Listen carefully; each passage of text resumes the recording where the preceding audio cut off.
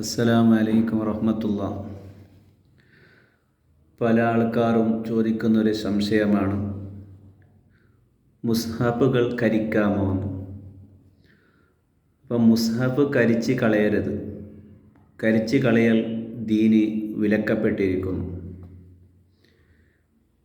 പിന്നെ എന്താണ് ചെയ്യേണ്ടത്? കീറി പറഞ്ഞ മുസ്ഹഫുകൾ അതിനെ ഒരു കൂട്ടയിലിട്ട് പള്ളിയിൽ കൊണ്ടുപോയി വെക്കലാണോ? സാധാരണ എല്ലാ പള്ളികളിലും കാണുന്നുണ്ട്. വീടുകളിൽ നിന്ന് അയച്ചത് ഒരു പള്ളിയുടെ ഒരു മൂലക്ക് ഒരു അലമാരയിൽ കീറിപ്പറഞ്ഞ ഒരുപാട് മുസ്ഹഫുകൾ. ഇവിടെ നാം മുസ്ഹഫുകൾ കീറി പറഞ്ഞതാണ്, ഒരു നിലക്കും ഉപയോഗിക്കാൻ സാധ്യമല്ല. പേജുകൾ യോഗോപ്പിക്കാനും സാധ്യമല്ല. അങ്ങനെയുള്ള മുസ്ഹഫാണ്.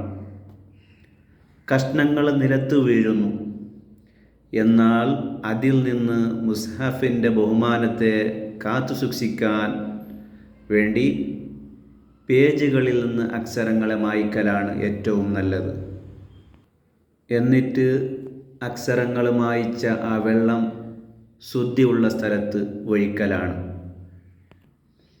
എന്നാൽ പ്രിൻ്റ് ചെയ്ത ഇപ്പോഴത്തെ പുതിയ മുസ്ഹഫുകളുടെ അക്ഷരങ്ങൾ മായ്ച്ച് കളയാൻ പ്രയാസമുള്ളത് കൊണ്ട്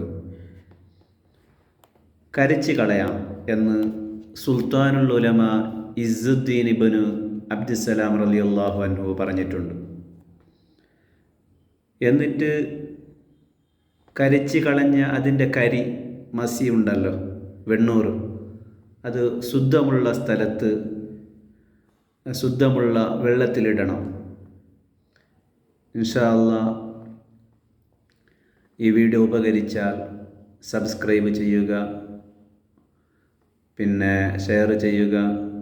നിങ്ങളെ വിലപ്പെട്ട അഭിപ്രായങ്ങൾ രേഖപ്പെടുത്തുക.